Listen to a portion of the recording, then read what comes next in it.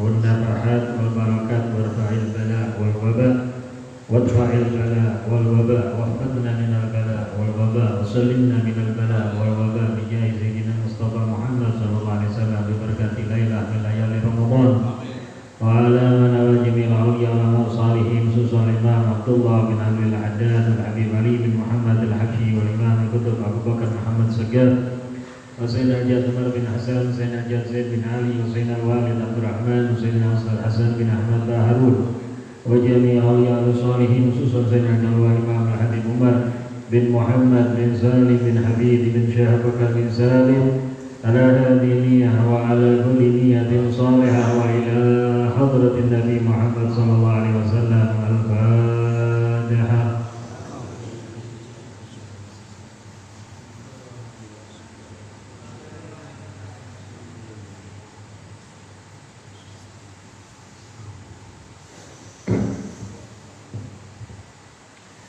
Bismillahirrahmanirrahim.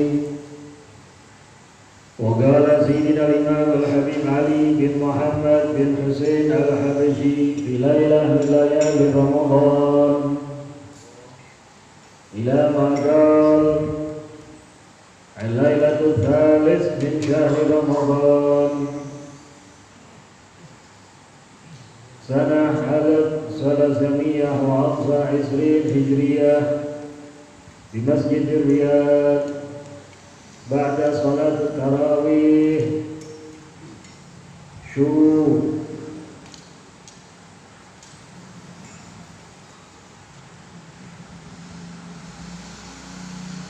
أهل الصفا إخوانكم أهل الصفا مع الله في مثل هذه الأوقات كم عطايا تنزلت عليهم وكم مواهب، وأهل الحجاب في قبلتهم ما حازوا إلا العذاب في الدنيا والآخرة، ونحن الصغار حكمنا صلينا وقرأنا وذكرنا، ونسأل الله سبحانه وتعالى أن يجعل لصور معاني من عبر عليه رمضان كله ولا وقف على أسراره ولا أنواره وهو محروم، ونسأل الله سبحانه وتعالى كما عظمنا بهذا الوقت الشريف أن يجمعنا حضرات قدسه مع أهل الشهود بمحض فضله وكرمه. ويوم الخميس بمصلى قال رضي الله عنه: ما أسهل المعصية الغيبة على اللسان. قال صلى الله عليه وسلم لسيدة عائشة لما قالت له: يا رسول الله حسبك من صفية كسرها، لقد قلت كلمة لو مزج بها البحر لمزجته، احفظوا صيامكم من الغيبة والنميمة. والغيبة إلا من الخلطة، فلو جلس الإنسان وحده معاد بايعت معهد، وضرار الخلطة أشد من ضرار العزلة. وقال رضي الله عنه: شو خارق العادة إلا من حفظ الجوارح السبعة وحجر المعصية، ما هو الماشي على الماء ولا الطيران في الهواء. Alhamdulillah, kita bersyukur kepada Allah Subhanahu wa Ta'ala berada di malam kedua Ramadan, malam yang kita berharap Allah memuliakan kita dengan nikmatnya, memuliakan kita dengan keberkahannya, yang semoga kita berharap amal ibadah yang kita jalankan diterima oleh Allah Subhanahu wa Ta'ala, mendatangkan pahala yang besar, dan kita mendapatkan ampunan dari Allah Subhanahu wa Ta'ala. Amin Allahumma amin. Dan semoga Allah mengizinkan kita untuk bisa menyempurnakan ibadah Ramadan dengan semua amal kebajikan, dengan semua amal saleh yang mendatangkan keridhaan dari Allah Subhanahu wa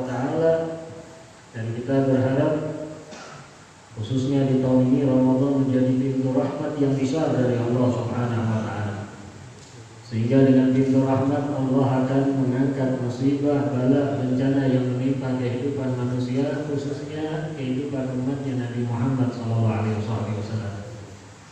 Dan kita berharap semoga Allah memperkuat iman kita, memperkuat tauhid kita, memperkuat akidah kita, memperkuat keyakinan dan kepercayaan kita kepada Allah dan Rasulnya Nabi Muhammad Sallallahu Alaihi Wasallam. Dan semoga dengan kita mendirikan usaha untuk menjaga diri, semoga Allah menjaga diri kita dan menyelamatkan kita semua. Amin Allahumma amin. Ikhwani rahimakumullah, kembali kepada nasihat daripada Al-Imam Al-Habib Ali bin Muhammad Al-Habashi. Beliau mengatakan, lihatlah saudara kalian orang-orang yang disebut Ahlus Shafah, orang-orang yang waktunya murni dengan Allah Subhanahu wa taala. Mereka merasakan kenikmatan yang besar. Mereka merasakan kelezatan yang sangat waktu mereka dengan Allah. Bukan cuma saat ibadah, artinya bukan saat mereka menjalankan sholat, menjalankan baca Quran, berzikir, tapi emang waktu mereka, hati mereka sudah dengan Allah Subhanahu wa ta'ala. Jadi mereka ini orang-orang yang tenggelam di dalam kenikmatan bersama Allah Subhanahu wa taala. Dikatakan oleh Habib Ali, seperti di waktu-waktu seperti ini, berapa banyak pemberian dari Allah Subhanahu wa taala dan hadiah dari Allah Subhanahu wa taala untuk mereka. Makanya kita pun dianjurkan oleh baginda Rasul duduk dengan orang-orang yang istimewa. Duduk dengan orang-orang yang mendekatkan kita kepada Allah Subhanahu wa ta'ala. Duduk dengan para alim ulama yang diharapkan duduk dengan ulama ini lalu timbul di dalam diri kita rasa takut kepada Allah. Bukan terus santai, bukan terus aman, saya sudah dekat dengan ulama ini aman, saya gak bakal celaka. Bukan itu yang dituju. Yang harapan timbul rasa takut sama Allah. Oh, saya sudah ikut pengajian ini, saya sudah ikut kelompok ini, saya bakal aman, gak bakal celaka, dunia akhirat saya bakal aman. Siapa yang bilang? Siapa yang ngomong seperti itu? Jaminan dari mana? Terus benar nggak kita sidik nggak? Benar nggak? Tergantung dengan itu semua. Lihat para sahabat duduknya dengan Nabi Muhammad SAW. Duduknya bukan dengan kelas ulama, bukan dengan kelas aulia, bukan dengan kelas kroco-kroco kalau kita bilang. Duduknya dengan manusia yang paling dicintai sama Allah. Itu pun masih merasakan ketakutan kena murkanya Allah Subhanahu wa ta'ala. Nah ini kita banyak sekarang ini kita magrur, artinya berkhayal yang berlebih gak pada pas tempatnya. Seakan-akan saya sudah ikut ini bakal aman, tenang, gak usah takut, gak usah bingung. Saya kenal dengan fulan bakal selamat. Siapa yang ngomong? Terus kejujuran kita, sidiknya kita dalam cinta kepada ulama-ulama itu benar apa enggak? Kalau enggak, rugi. Karena berapa banyak yang hanya sekedar tujuan dunia, maka tidak akan mendapatkan kemuliaan nanti di akhirat. Di dalam Al-Quran Allah mengatakan berapa banyak orang yang minta dunia, Allah kasih, tapi enggak semuanya dikasih dunia. Tapi kalau yang minta dunia dan akhirat bakal dikasih sama Allah Subhanahu wa ta'ala, dan akhirat adalah lebih baik dan lebih utama karena di situ selamanya akan datang kemuliaan dari Allah Subhanahu wa ta'ala. Duduk dengan orang-orang yang sulaha, saleh, ahli ibadah, yang hari-harinya itu terpikirkan dirinya untuk selalu menjalankan apa yang menjadi perintah Allah, menjauhi larangan Allah. Sehingga dari wajah mereka memancar cahaya, memancar kemuliaan yang diberikan oleh Allah Subhanahu wa ta'ala. Kita disuruh duduk dengan orang-orang yang namanya ahli hikmah, al-hukama. Yang maksudnya bagaimana? Kita mendapatkan hikmah untuk menilai diri kita yang kurangnya ini sangat banyak. kesalahannya sangat banyak, kekeliruannya sangat banyak, sehingga ngoreksinya ngoreksi diri, memperbaikinya memperbaiki diri, bukan nilai orang lain. Kan itu yang terjadi. Seakan-akan kita yang sudah paling sempurna, yang lain kurang. Saya sudah paling baik, yang lain kurang. Saya sudah paling tahu, yang lain nggak tahu. Saya sudah paling pintar, yang lain nggak pintar. Saya paling pandai, yang lain nggak pandai. Nah, bukan itu yang diminta. Kalau kita duduk dengan orang-orang ahli hikmah, akan dihadirkan terbuka. Oh, ya Allah, ternyata di sini wah saya kurang. Nggak pernah lihat kekurangan orang yang lihat kekurangan di diri. Sampai-sampai kan kita ingat satu ucapan, kun ma'allah illam takun ma'allah fakun ma'aman ma'allah fa innahu yuwasiluka ilallah. Duduklah dengan Allah, habiskan waktumu dengan Allah. Kalau belum bisa, belum mampu, duduk dengan orang-orang yang duduk dengan Allah. Allah sampai pernah kita ada ulama-ulama yang ditanya, di mana saya cari Allah? Cari majelis zikir. Karena di situ bukan terus ada Allah, di situ turun rahmat Allah, turun pandangan keridhaan Allah, turun pandangan kelembutan dari Allah. Di situ Allah turunkan ridhonya. Kau cari Allah di situ, artinya kau akan dapat keridhaan dari Allah. Nanti kau akan ada waktu berjumpa dengan Allah. Yang disampaikan kapan? Nanti seperti yang disampaikan dulu kita sampai kemarin, bahwa di surga ada 5 yang tidak ada di dunia. Salah satunya dia tak berjumpa dengan zatnya Allah. Dan itu pasti. Dan semua nanti dari kita ini akan berjumpa. Artinya berjumpa di sini ada yang nanti kita ini berjumpa dalam keadaan disidang. Tapi ada yang dimurka. Laisa bainaka wa bainahu tarjuman. Tidak ada di antara kita dengan Allah nanti penerjemah. Kita cuma dengan Allah. Sidang. Yang selamat, yang celaka. Baru nanti urusan di surga cuma melihat zat Allah yang Allah ridho sama kita. Nggak ada perasaan takut, perasaannya gembira dan senang. Nah, ini kita diminta duduk sama orang-orang yang selalu mereka ini dengan Allah. Kenapa? Karena pasti mereka akan menghantarkanmu kepada Allah. Makanya ulama-ulama kita, guru-guru kita, mereka cuma merasa punya tugas mengantarkan kita sama Allah. Nggak ingin kita sama dia, oh itu sama anak, udah ikut anak aja selamat. Bukan itu yang mereka maksud. Mereka cuma ingin kita, ayo ikut bareng-bareng. Mau ketemu Allah, mau menuju kepada Allah, mau mencari rahmat Allah, ayo bareng-bareng kita juga mau cari rahmat Allah. Sehingga apa? Mereka pun jadi pipa-pipa penyebar rahmat Allah Subhanahu wa ta'ala. Tapi ada sebagian orang yang menjadi pipa-pipa penyebar murkanya Allah. Alhamdulillah.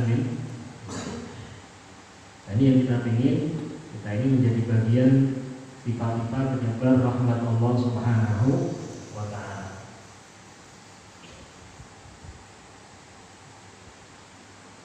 Sedangkan mereka orang-orang yang tertutup. Tertutupnya bukan Allah tutup, enggak, Allah nggak pernah tutup. Allah nggak pernah menyatakan berbuat zalim. Allah sudah mengatakan inni haramtu 'alan nafsi dzulma wa ja'altu bainakum muharrama. Dalam hadis qudsi Allah berfirman, aku telah mengharamkan terhadap diriku perbuatan zalim dan aku menjadikan di antara kalian ini zalim satu perbuatan yang diharamkan. Kalau Allah tutup, padahal Allah punya hak bebas. Hak yang tidak bisa dibantah, punya hak yang tidak boleh dipertanyakan. Karena nanti kita justru akan dipertanyakan oleh Allah Subhanahu wa ta'ala. Nah, Allah ini tidak pernah zalim. Sedangkan mereka orang-orang yang tertutup karena mereka menutup diri dari rahmat Allah. Contoh gampang ini, ibaratnya kita ini tahu janjinya kita salah, tapi mau orang. Kayak kadang kita dikasih tahu, seperti yang disampaikan dulu pernah ada tamu yang sampai mampir dan mengisi waktu tausiah maghrib di Masjid Menara. Al-Habib Muhammad bin Shalih Al-Aqtas. Beberapa tahun lalu lagi datang kemarin.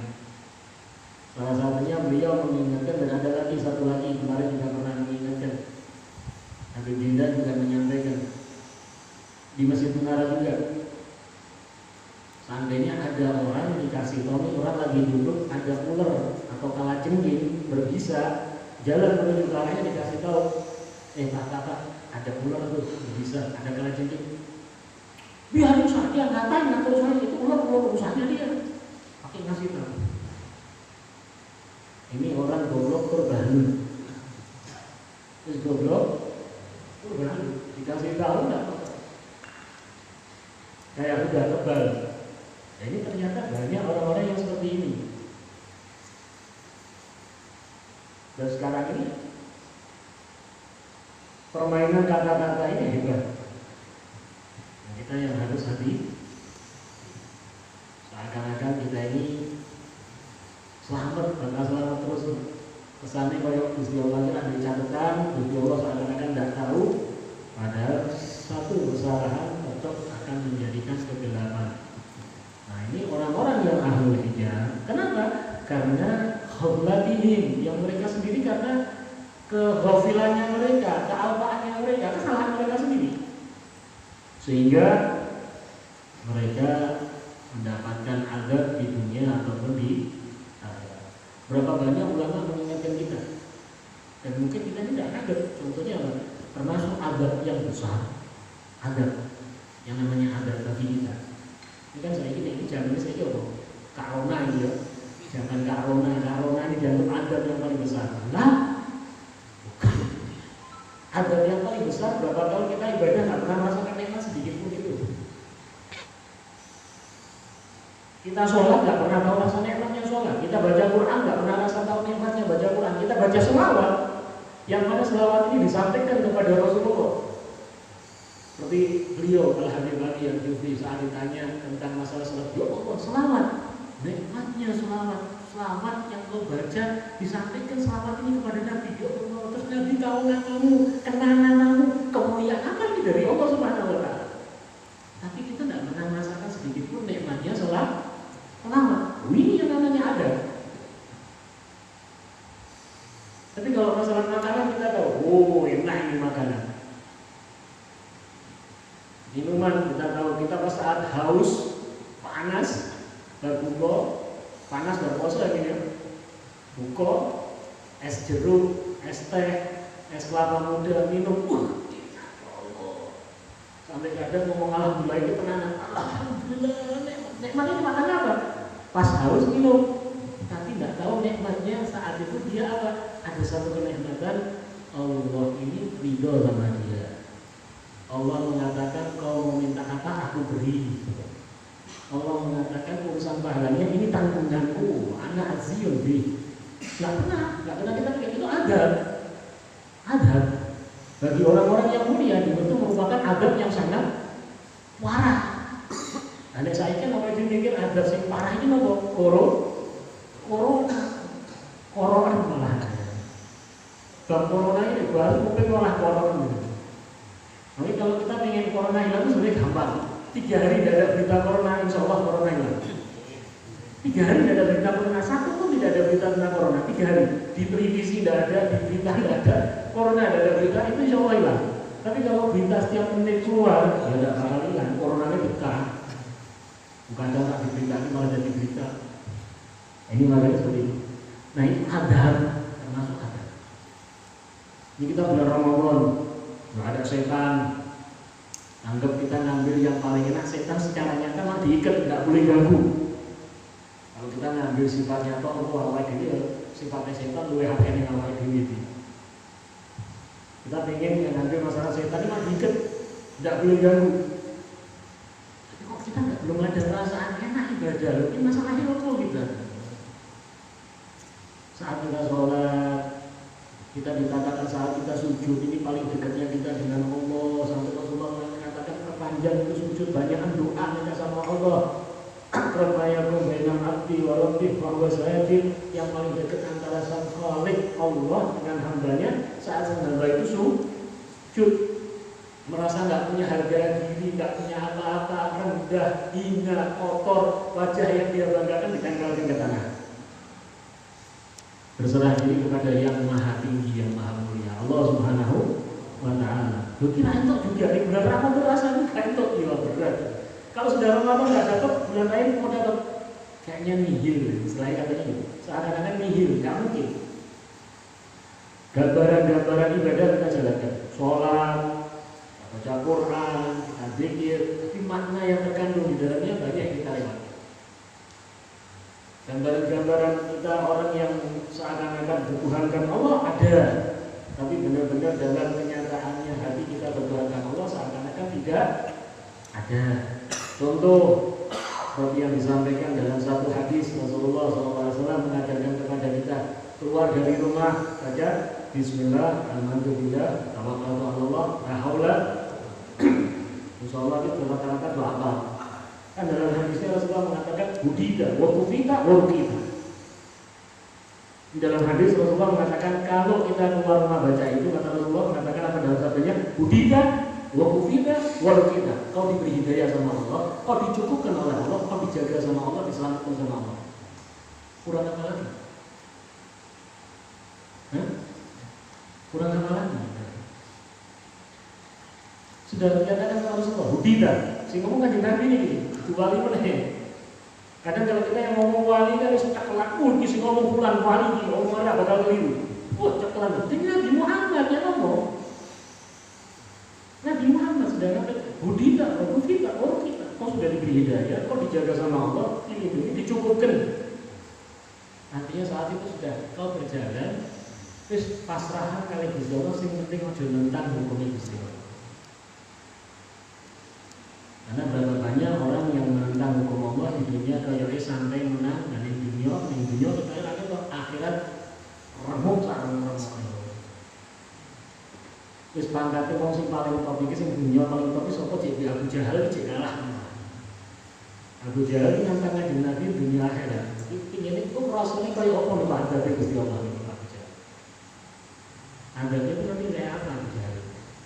Bu, kalau kita lihat ini yang paling dahsyat ini katanya hukum yang diberikan katanya Fir'aun, Haman, Qarun. Abu Jahal itu yang mana? Fir'aun musuhnya Nabi Musa. Abu Jahal itu yang mana? Nabi Fir'aun mati cek peti mana Gusti Allah. Aku tuh peti atau mati yang mengingat kali itu apa Tuhan Bani Israel.